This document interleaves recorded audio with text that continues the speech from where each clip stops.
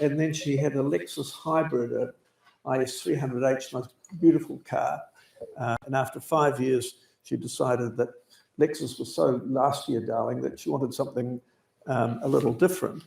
And this was her choice, and it was a very good one. The only input from me, in fact, was I insisted she buy the long range model. It cost us a fortune, but we have no children. So, interesting effort. It is not as well made and covered with features as the Lexus, not by a mile. It's not a Lexus, funnily enough. It's a mass market car. It is a very complete car in terms of the driving experience. The throttle's well modulated, the brakes well modulated. It's warm and comfortable. It's very quiet, goes like stink. The dogs live in the back quite happily, and you can get in and out of it. Now,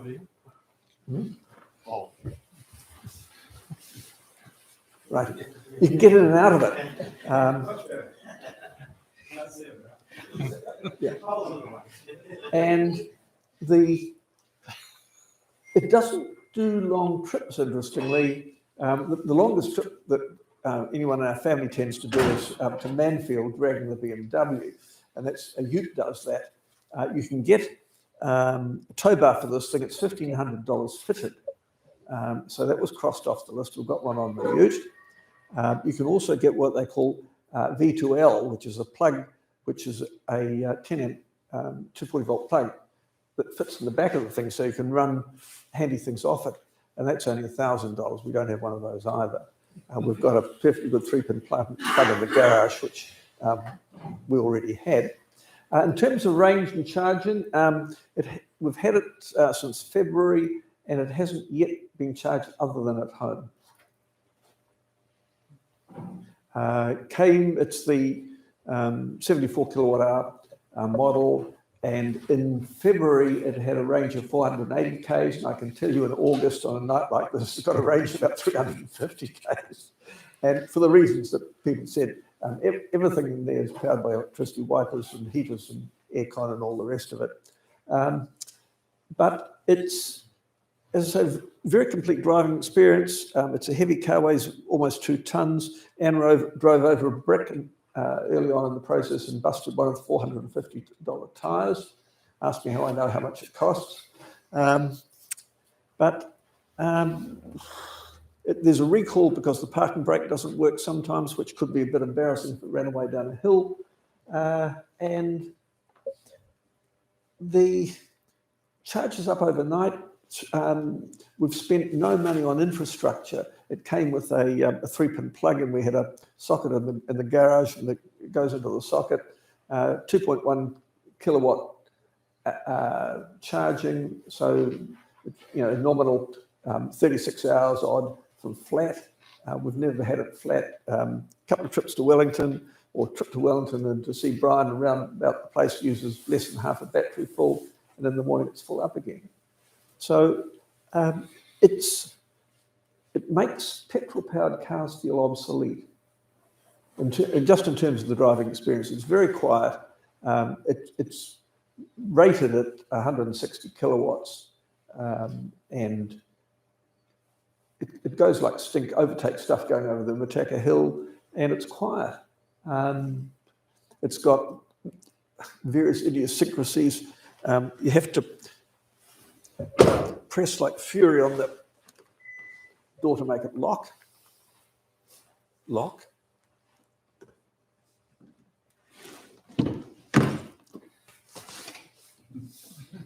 You see? It's got various idiosyncrasies. The Lexus, of course, had memory seats with 3 settings. It had heated and cooled seats and all the rest of it. You pay Lexus prices, you get a Lexus. We haven't bought a new car since 1986, so this was bought secondhand, as the Lexus was. I don't know whether we saved money, but we certainly got the colour and features that Anne wanted. And it's in summary, I would say it's a bit like buying a laptop in the 2000s. you knew as soon as you took it out of the showroom, your laptop was going to be obsolete. Next week, there's going to be something half the price and twice the features. So it is with this thing. The battery technology is moving all the time. This one's got a really good battery management system.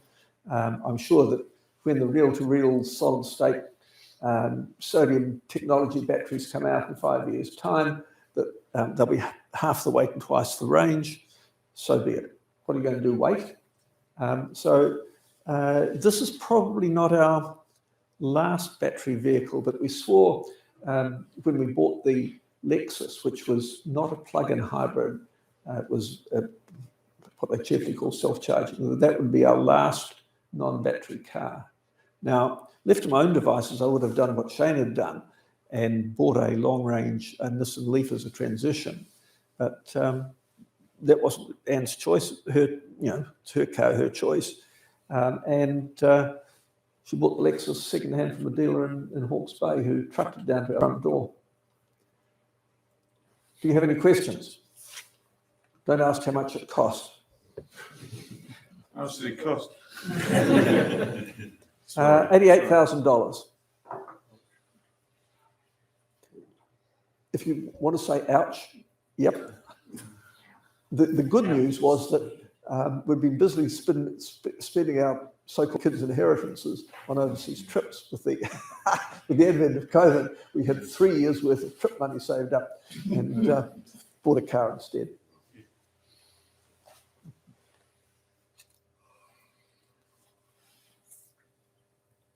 Is this front-wheel drive or rear-wheel drive? That's a good question, Brian. I believe people have told me that the motor's in the back. There's no evidence of anything.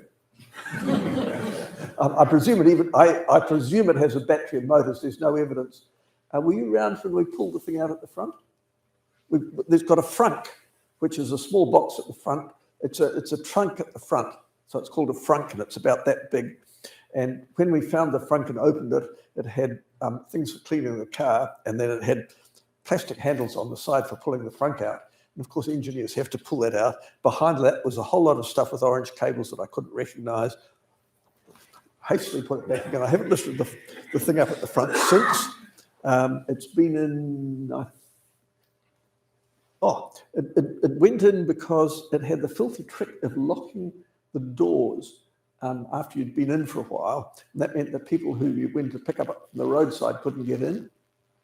And that wasn't changeable from the menus on the screen. That was a laptop job at the service agents. But brake pads, tyres, windscreen wipers, and expensive things like a washer bottle fluid, those are going to be the costs. We haven't gone on to a super cheap scheme. We tend to shop with Power Shop, and it costs, I don't know, $5 a 100 Ks, about 5 cents a kilometre to run the thing, which is a non-issue. Don't do your sort of mileage, Shane. Typically, we do about 12,000 Ks a year in Anne's car, and that'll be probably about the same. It's a rear-wheel drive. Thank you.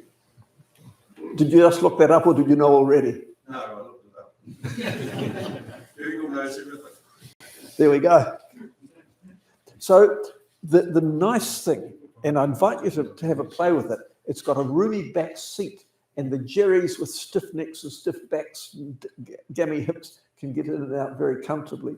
The bloody Lexus was wonderful once you're in there, but you tended to be cast, and there were occasions when I thought I was going to have to sleep in the thing because I couldn't get the creaky neck down far enough to get out of it again. You just alluded to it there, but for both of you, I mean, I'm going to take my crusty old diesel for a service on Friday. It's going to cost me stupid amounts of money, I expect. But is there a servicing regime for these? Or is it just plug and play, quite literally? You change the coolant in it about every 500,000 Ks. That's the battery coolant. You might want to grease some hinges yourself if you really want to. So the short answer is no then, isn't it, I suppose? Keep an eye on the brakes and the tyres. Yeah. Have you looked at the sort of notion of like the payback period where, this is retaining petrol or vehicle or, you know, have you looked at that from the sort of economic perspective? Okay, the economics of owning cars is very simple. You should drive the cheapest car your vanity can cope with. And that means if you can cope with a shitbox from the 80s, drive it. That will provide you with the cheapest motoring imaginable. So my brother took one of his Honda Accords out to 535,000 kilometres. The value was dead flat for the last 8 years, roughly zero. So anything other than that costs you money. And how much money you want to spend depends on what you're interested in and what have you are. The Lexus had done, I don't know, 120,000 Ks when we sold it. And that was bought secondhand. And that would undoubtedly have gone on for another 20 years, buying only tyres. It cost, the Lexus service at the Toyota agent cost us $300 a service. You know, I drive a diesel ute, and the servicing costs that are horrendous. So electric utes will be a really neat thing. Ideally suited, they'll be very heavy, and until the price of batteries come down, they'll be expensive. But they will be cheap to run, go like stink, and the servicing cost will be absolutely minimal. I mean, with the electric cars, because of the regenerative braking, the actual wear on brake pads is absolutely negligible. So the only issue is that, you know, most of these modern cars are running top 5 brake fluid, which they say is hydroscopic. There's a recommendation that you just replace it after, I don't know, 3 years, which seems a bit excessive to me. But, you probably don't need to. Like you say, you don't. It's looked at the thing on $1.50 from AliExpress.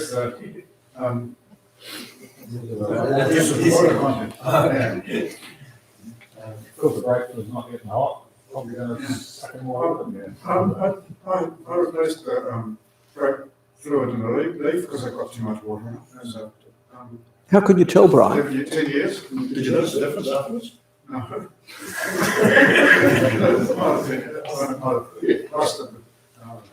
Developers or something if you had. What about towing, like if you want to tow a caravan? Well, it's got a rated tow capacity of 1.6 tonnes. Yeah. And a bit like towing a caravan with a V8 petrol, you would notice the difference in the fuel consumption. Yeah, but whenever we go on holiday. yeah. They generally say it's about 50% range. That's what people usually plan for if they're towing something substantial. Yep. Okay, for your information, you'll recall that a month or two back, Keith and I brought the red BMW in, which we used in the Targa and Targa Tour. The last one, there was a guy there with the Tesla 3. And he didn't suffer from range anxiety, he suffered from range panic and nervous breakdown. He couldn't do all the special stages. His consumption was 3 times his average road consumption. So it depended on driving style. Any more questions? Danny, obviously, talked about Thank you.